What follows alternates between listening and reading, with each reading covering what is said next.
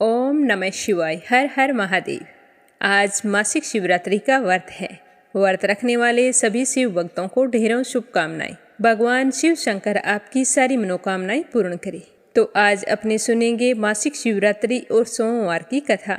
तो श्रद्धा भाव से इसे पूरा सुनना, क्योंकि आधी अधूरी कथा सुनने से हमारा व्रत पूर्ण नहीं होता और ना ही हमें उसका पुण्य फल प्राप्त होता है। तो प्रेम से बोलो, शिव गौरी गणेश कार्तिकेय की जय हो। बोलो गणेश भगवान की जय हो। एक समय की बात है, एक पंडित और पंडिताइन रहते थे। उनके एक लड़का था। लड़का गणेश जी का परम भक्त था। दिन रात गणेश जी की सेवा में लगा रहता था, पर घर का कोई अन्य काम नहीं करता था। उसका पिताजी आसपास के गांवों से आटा मांग कर लाते थे, उसी से उनका जीवन कट रहा था। तो यह देखकर उसकी माँ को यह बिल्कुल भी अच्छा नहीं लगता कि तुम 24 घंटे गणेश जी की पूजा करते रहते हो, तो घर का कोई काम धंधा कर लो, तुम्हारे पिताजी के कामों में हाथ बटा दो। लेकिन उस लड़के पर इस बात का कोई भी असर नहीं होता था। यह देखकर पंडिताइन बहुत ही दुखी रहती। बच्चे के ना मानने पर भी वह बार बार कहती रहती कि बेटा कोई काम धंधा कर ले। इस तरह हर दिन उनके घर में लड़ाई झगड़े होने लगे। रोजाना के लड़ाई झगड़े से वह लड़का बहुत ही दुखी हो गया और गणेश जी का नाम लेकर एक दिन वह घर छोड़कर निकल गया। कह कर गया कि अब तो मैं गणेश भगवान से मिलकर ही घर आऊँगा। तो लड़का तो जय गणेश बोलते हुए जा रहा था। गांव से निकलकर सड़क पर आ गया। सड़क को छोड़कर वन में चला गया। चलता चलता गहरे वन में चला गया। वहां जाकर जोर जोर से गणेश जी को पुकारने लगा। रात हो चुकी थी। जंगली जानवरों के चिल्लाने की आवाज़ें आ रही थी, जिसके कारण वह लड़का बुरी तरह से डर गया और बहुत ही दुखी होकर जय गणेश जी, कहाँ हो गणेश जी महाराज, इस तरह बिलख रहा था। तो उसकी चीख और पुकार से गणेश जी का सिंहासन हिलने लगा। तो रिद्धि सीधी कहने लगी कि महाराज, कोई सच्चा भक्त है, आपको सच्चे मन से पुकार रहा है, आपको उसकी रक्षा करनी चाहिए। तब गणेश जी भगवान बूढ़े ब्राह्मण का वेश धारण करके उस बालक के सामने आए और पूछने लगे कि बेटा तुम रो क्यों रहे हो। तो वह बालक कहने लगा कि मैं तो घर से गणेश जी से मिलने के लिए निकला था और चलते चलते इतना दूर निकल आया हूँ, पर मुझे तो गणेश जी कहीं भी दिखाई नहीं दे रहे और ना ही मुझे घर जाने का पता मालूम है। बाबा, अगर आप जानते हो तो बताओ, गणेश जी भगवान कहाँ मिलेंगे। तब ब्राह्मण वेशधारी गणेश जी बोले कि बेटा तू घर चला जा, यहाँ पर तुझे शेर चीते भालू खा जाएंगे। तो वह बालक कहने लगा, नहीं, मैं घर तो नहीं जाऊँगा, गणेश जी महाराज से मिलकर ही जाऊँगा, चाहे मुझे शेर वगैरह कुछ भी खा जाए, आज तो कुछ भी हो जाए, मैं तो गणेश जी से मिल के ही रहूँगा। इसी पूजा की वजह से मेरे घर में रोज़ाना लड़ाई झगड़े होते हैं और मैं आज बहुत दुखी होकर घर छोड़कर आया हूँ। ये सारी बातें मैं आज गणेश जी से मिलकर उन्हें बताऊंगा और फिर पूछूंगा कि तुम ही बताओ मुझे क्या करना चाहिए। तो बालक की भोली सूरत और उसकी बातें सुनकर गणेश जी बड़े ही प्रसन्न हुए और कहने लगे कि बेटा मैं ही गणेश जी हूँ। यह कहकर गणेश जी ने अपना वास्तविक रूप उस बच्चे को दिखा दिया। तो लड़का गणेश जी को देखकर प्रणाम करके बहुत ही खुश हुआ और कहने लगा कि आप तो यहाँ हैं और मैं कब से आवाज़ें लगा रहा हूँ, आपने इतनी देरी क्यों की मुझसे मिलने के लिए, आपको पता नहीं है कि मैं कितना दुखी हूँ। तो इस तरह उसकी बातें सुनकर गणेश जी बड़े ही प्रसन्न हुए और कहने लगे कि बेटा तुझे जो कुछ मांगना है मांग, मैं तुम्हें सब कुछ दूंगा। तो लड़के ने थोड़ी देर विचार किया और बोला कि घोड़ा और लगाम मांगूँ, पूंछो गजराज मांगूँ, महल मालिया मांगूँ, पोर्शन वाली ऐसी मांगूँ जैसे फूल गुलाब का हो, माँ बाप का लाड प्यार और आशीर्वाद मांगूँ, एकाग्र होकर मैं आपकी भक्ति कर सकूँ, इसके लिए मुझे कोई भी कुछ ना कहे। तो गणेश जी भगवान तथास्तु कहकर वहाँ से अंतर्ध्यान हो गए। गणेश जी के आशीर्वाद से उस लड़के को घर का रास्ता साफ साफ दिखाई देने लगा और वह अपने घर चल पड़ा। घर पहुंचकर देखा, जहां वो झोंपड़ी छोड़कर गया था वहां तो महल बन गया और बाहर एक सुंदर सा घोड़ा खड़ा था। अंदर गया तो एक कमरे के अंदर पलंग पर दुल्हन बैठी थी। तो वह इधर उधर अपनी माँ को ढूंढने लगा। तभी उसने देखा कि उसकी माँ तो मंदिर में बैठी गणेश जी की पूजा कर रही है। तो उसे बड़ी ही हैरानी हुई। तो वह अपनी माँ को प्रणाम करके बोला कि माँ, आप गणेश जी की पूजा कर रही हैं और मुझे इतनी डांट लगाती थी। तो उसकी माँ कहने लगी कि बेटा, यह सब गणेश जी के पुण्य प्रताप से ही प्राप्त हुआ है। आज मेरी समझ में सब कुछ आ गया है। आज के बाद हम सब मिलकर भगवान जी की पूजा अर्चना किया करेंगे। तो घर के सारे सदस्य बहुत ही खुश हुए और नियमित रूप से गणेश जी की पूजा अर्चना करने लगे। हे गणेश भगवान, जैसे आपने उस लड़के के घर में अन्न धन के भंडार भरे, वैसे सबके भरना, सुख सौभाग्य बनाए रखना। बोलो गणेश जी महाराज की जय हो। एक समय की बात है, माता पार्वती जी ने भगवान शिव शंकर से पूछा कि हे स्वामी, ऐसा कौन सा श्रेष्ठ और सरल व्रत है जिसका व्रत करने और पूजा पाठ करने से मनुष्य लोक के प्राणी आपकी कृपा को सहज ही प्राप्त कर लेते हैं। तो माता पार्वती की बात सुनकर शिव जी ने कहा कि हे पार्वती, मैं शिवरात्रि के व्रत से अत्यंत प्रसन्न होता हूँ और अपने भक्तों की सारी मनोइच्छाएं पूरी कर देता हूँ। एक शिवरात्रि का व्रत अगर पूरे श्रद्धा भाव से किया जाता है तो 16 सोमवार व्रत के बराबर पुण्य फलों की प्राप्ति होती है। मैं तुम्हें शिवरात्रि व्रत की एक कथा सुनाता हूँ, ध्यानपूर्वक सुनना। एक गांव में एक शिकारी रहता था। वह पशुओं की हत्या करके अपने कुटुंब को पालता था। वह एक साहूकार का ऋणी था। समय पर कर्जा ना चुका पाने के कारण साहूकार को गुस्सा आ गया। तो साहूकार ने क्रोधवश शिकारी को शिव मठ में बंदी बना लिया। संयोग से उस दिन शिवरात्रि थी। शिकारी ध्यान मगन होकर शिव संबंधी सारी धार्मिक बातें ध्यान से सुनता रहा। चतुर्दशी को उसने शिवरात्रि की कथा भी सुनी। जैसे ही शाम हुई तो साहूकार ने शिकारी को अपने पास बुलाया और पूछा कि तुम मेरा कर्जा कब तक चुका दोगे। तो शिकारी ने हाथ जोड़कर कहा कि आप मुझे एक बार जाने दें, मैं बहुत ही जल्द आपका कर्जा चुका दूंगा। यह मैं तुम्हें वचन देता हूँ। तो वचन देकर शिकारी तो साहूकार के बंधन से छूट गया। अपनी दिनचर्या की भांति वह जंगल में शिकार करने के लिए चला गया। लेकिन दिन भर बंदी गृह में रहने के कारण वह भूख प्यास से व्याकुल था। शिकार करने के लिए वह एक तालाब के किनारे बेल वृक्ष पर पड़ाव बनाने लगा। बेल वृक्ष के नीचे शिवलिंग था जो बेल पत्रों से ढका हुआ था। शिकारी को उस बात का पता नहीं था। पड़ाव बनाते समय जो उसने टहनियाँ तोड़ी वे संयोग से शिवलिंग पर गिर गई। इस प्रकार दिन भर भूखे प्यासे शिकारी का व्रत हो गया और शिवलिंग पर बेल पत्र भी चढ़ गए। एक पहर बीत जाने पर एक गर्भिणी हिरनी वहां पर पानी पीने के लिए तालाब पर आई। तो शिकारी ने जैसे ही उसे देखा तो अपने धनुष पर तीर चढ़ाकर ज्यों ही प्रत्यंचा खींची तो वह हिरनी कहने लगी कि मैं गर्भवती हूँ, बहुत ही जल्द प्रसव करने वाली हूँ। क्या तुम मेरे साथ साथ मेरे बच्चे की भी हत्या करोगे? ऐसा करना तुम्हारे लिए ठीक नहीं है। मैं तुमसे अपने बच्चे का जीवन दान मांगती हूँ और मैं तुम्हें वचन देती हूँ कि अपने बच्चे को जन्म देते ही यहाँ पर लौट आऊँगी, फिर तुम मुझे मार लेना। तो शिकारी को उस पर दया आ गई और उसे जाने दिया। तो शिकारी ने प्रत्यंचा ढीली कर दी और वह हिरनी खुशी से उछलती हुई झाड़ियों में लुप्त हो गई।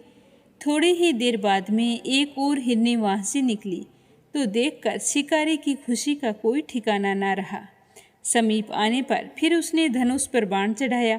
तब उसे देखकर वह हिरनी विनम्रतापूर्वक निवेदन करने लगी कि हे पारदी, मैं थोड़ी देर पहले ही ऋतु से निवृत्त हुई हूँ। कामातुर हिरनी हूँ, अपने प्रियतम की खोज में भटक रही हूँ। मैं अपने पति से मिलकर शीघ्र तुम्हारे पास आ जाऊंगी, यह मैं तुम्हें वचन देती हूँ। तो शिकारी ने उसे भी जाने दिया। 2 बार शिकार को खोकर उसका माथा ठनका। वह चिंता में पड़ गया। रात्रि का आखिरी पहर बीत रहा था। तभी एक अन्य हिरनी अपने बच्चों के साथ वहां से निकली। तो शिकारी के लिए यह तो एक सोने का अवसर था। उसने धनुष पर तीर चढ़ाने में जरा भी देर नहीं लगाई। जैसे ही वह तीर छोड़ने वाला था तो वह हिरनी कहने लगी कि हे पारधी, मैं इन बच्चों को अपने पिता के हवाले करके तुम्हारे पास बहुत ही जल्द लौट आऊंगी। ये मेरा वादा है, तुम मुझे मत मारो। तो शिकारी हंसने लगा और बोला कि सामने आए शिकार को छोड़ दूं, मैं ऐसा मूर्ख नहीं हूँ। मैं इससे पहले भी 2 बार अपना शिकार खो चुका हूँ। मेरे भी घर पर बच्चे हैं जो भूख प्यास से तड़प रहे हैं। तो हिरनी कहने लगी कि जैसे तुम्हें अपने बच्चों की ममता सता रही है, ठीक वैसे ही मुझे भी सता रही है। इसीलिए बच्चों के नाम पर मैं थोड़ी देर के लिए जीवनदान मांग रही हूँ। हे पारधी, मेरा विश्वास करो, मैं इन्हें इनके पिता के पास छोड़कर बहुत ही जल्द लौटने की प्रतिज्ञा करती हूँ। तो उस हिरनी के इस तरह के दीन वचन सुनकर शिकारी को उस पर भी दया आ गई और उसे भी जाने दिया। शिकार के अभाव में बेल वृक्ष पर बैठा शिकारी बेल पत्थर तोड़ तोड़कर नीचे फेंकता जा रहा था। पो फटने को हुई, तभी एक हष्ट पुष्ट मृग उसी रास्ते पर आ गया। शिकारी ने सोचा कि इसका शिकार तो मैं जरूर करूँगा, चाहे यह कुछ भी कहे, मैं इसे जाने नहीं दूंगा। तो शिकारी की तनी हुई प्रत्यंचा देखकर वह हिरण विनीत स्वर में कहने लगा कि हे पारदी भाई, यदि तुमने मुझसे पूर्व आने वाली 3 मृगियों तथा छोटे छोटे बच्चों को मार डाला है, तो मुझे भी मारने में तनिक भी विलंब मत करना, ताकि उनके वियोग में मुझे एक क्षण भी जीवित न रहना पड़े। मैं इस दुख को सहन नहीं कर पाऊंगा, क्योंकि मैं उन हिरनियों का पति हूँ। यदि तुमने उन्हें जीवन दान दिया है, तो मुझे भी कुछ क्षण के लिए जीवन दान देने की कृपा करो। मैं तुमसे वादा करता हूँ कि उन तीनों से मिलने के बाद में बहुत ही जल्द तुम्हारे सामने उपस्थित हो जाऊंगा। तो हिरन की बात सुनते ही शिकारी के सामने पूरी रात का घटना चक्र घूम गया। तो शिकारी ने सारी रात की कथा को हिरन को सुना दी। तो हिरन कहने लगा कि मेरी तीनों पत्नियां जिस प्रकार प्रतिज्ञा करके गई है, मेरी मृत्यु हो जाने से वे अपने धर्म का पालन नहीं कर पाएंगी, तो तुम्हारे पास कैसे आएंगी? जैसे तुमने उन्हें विश्वास पात्र मानकर छोड़ा है, वैसे ही मुझे जाने दे। मैं तुमसे वादा करता हूँ कि मैं उन सबको साथ लेकर थोड़ी ही देर बाद तुम्हारे सामने उपस्थित हो जाऊंगा। तो शिकारी ने उसे भी जाने दिया। बहुत ही खुशी से कुलांचे मारता हुआ वह हिरन अपनी हिरनियों की ओर चला गया। दिन भर उपवास, रात्रि में जागरण तथा शिवलिंग पर बेलपत्र चढ़ाने से उस शिकारी का हिंसक हृदय निर्मल हो गया। उसमें भगवत शक्ति का वास हो गया। धनुष तथा बाण उसके हाथ से सहज ही छूट गए। भगवान शिवजी की अनुकंपा से उसका हिंसक हृदय करुणामयी भावों से भर गया। वह अपने अतीत के कर्मों को याद करके पश्चाताप की ज्वाला में जलने लगा। थोड़े ही देर में वह शिकारी देखता है कि वह हिरण अपने सपरिवार उसके सामने आकर खड़ा हो गया है, ताकि वह उनका शिकार कर सके। किंतु जानवरों में इतनी सत्यता, सात्विकता एवं सामूहिक प्रेम भावना देखकर शिकारी को बड़ी ही ग्लानि हुई। उनके नेत्रों से आंसुओं की झड़ी लग गई। उस मृग परिवार को ना मारकर शिकारी ने अपने कठोर हृदय को जीव हिंसा के लिए सदा से हटा लिया। हिंसक हृदय वाला शिकारी सदा के लिए कोमल और दयालु बन गया। देवलोक से समस्त देव समाज इस घटना को देख रहे थे। घटना की परिणति होते ही सभी देवी देवताओं ने फूलों की वर्षा की। कहते हैं कि उसके बाद शिकारी ने अपने जीवन के सारे सुखों का भोग करके अंत में मोक्ष को प्राप्त किया। बोलो भोले शंकर की जय हो। अगली कहानी लपसी और तपसी की। प्रेम से बोलो लपसी तपसी की जय हो। एक लपसी था, एक तपसी था। तपसी हमेशा भगवान की तपस्या किया करता था और लपसी रोजाना 1.25 सेर की लापसी बनाता और सबसे पहले भगवान को भोग लगाता, उसके बाद स्वयं भोजन कर लेता। इसी तरह दोनों की दिनचर्या चल रही थी। एक दिन दोनों भाइयों में कोई बात को लेकर कहासुनी हो गई, तो दोनों जोर जोर से लड़ने लगे। लपसी कहने लगा कि मैं बड़ा हूँ, मैं रोज़ाना भगवान को भोग लगाता हूँ। तो तपसी कहने लगा कि मैं तो रोज़ाना तपस्या ही करता रहता हूँ, तो मैं बड़ा हूँ। इस तरह लड़ते लड़ते दोनों जोर जोर से बोलने लगे। तभी वहाँ से नारद जी गुजर रहे थे और उन दोनों की आवाज़ सुनकर उनके पास आ गए और बोले कि तुम दोनों लड़ क्यों रहे हो? तो लपसी बोला कि मैं इसे कब से समझा रहा हूँ कि मैं बड़ा हूँ, पर ये तो कहता है कि मैं बड़ा हूँ। तो तपसी कहने लगा कि मैं इतनी तपस्या करता हूँ तो मैं ही बड़ा हूँ, ये छोटी सी बात इसके समझ में नहीं आ रही। तो नारद जी कहने लगे कि तुम दोनों शांत हो जाओ, तुम्हारा फैसला मैं करूँगा, लेकिन आज नहीं, कल आऊँगा, फिर बता दूँगा कि तुम दोनों में से कौन बड़ा है। यह कहकर नारद जी चले गए। दूसरे दिन रोजाना की तरह तपसी नहाकर आए तो नारद जी ने 1.25 करोड़ की अंगूठी उसके आगे फेंक दी। तो तपसी का ध्यान जैसे ही उस अंगूठी पर पड़ा तो उसने तुरंत उठाकर अपने पैर के नीचे दबा लिया और तपस्या करने के लिए बैठ गया। तो नारद जी ने दूसरी अंगूठी लपसी के सामने फेंक दी। तो लपसी ने अंगूठी को देखकर भी अनदेखा कर दिया और लापसी बनाने लगा। बनाने के बाद में भगवान को भोग लगाकर स्वयं भोजन करने के लिए बैठ गया। तो नारद जी उनके सामने आ गए। तो नारद जी को देखते ही वो दोनों पूछने लगे कि नारद जी, अब आप बताओ हम में से कौन बड़ा है। तपसी कहने लगा कि मुझे ही बड़ा बताना, क्योंकि मैं ही बड़ा हूँ। तो नारद जी बोले कि तू खड़ा होकर तेरा पैर तो उठा। तो जैसे ही उसने खड़ा होकर पैर उठाया तो उसके पैर के नीचे अंगूठी थी। तो नारद जी कहने लगे कि ये अंगूठी तूने चुराई है, तुझे तेरी तपस्या का कोई फल नहीं मिलेगा, क्योंकि ये अंगूठी मैंने ही तुम दोनों के आगे फेंकी थी। तो तूने तो झट से अंगूठी को उठा लिया, तेरा मन तो मोह माया में अब भी लगा है। लपसी ने तो अंगूठी को देखकर भी अनदेखा कर दिया और अपनी रोजाना की भक्ति करने लगा। जो लपसी रोजाना करता है वो भी एक भक्ति है, और मेरा फैसला ये है कि लपसी ही सबसे बड़ा है। तो यह सुनकर तपसी हाथ जोड़कर कहने लगा कि महाराज, मुझसे बहुत बड़ा अनर्थ हो गया है, आगे से मैं ऐसी गलती कभी नहीं करूँगा।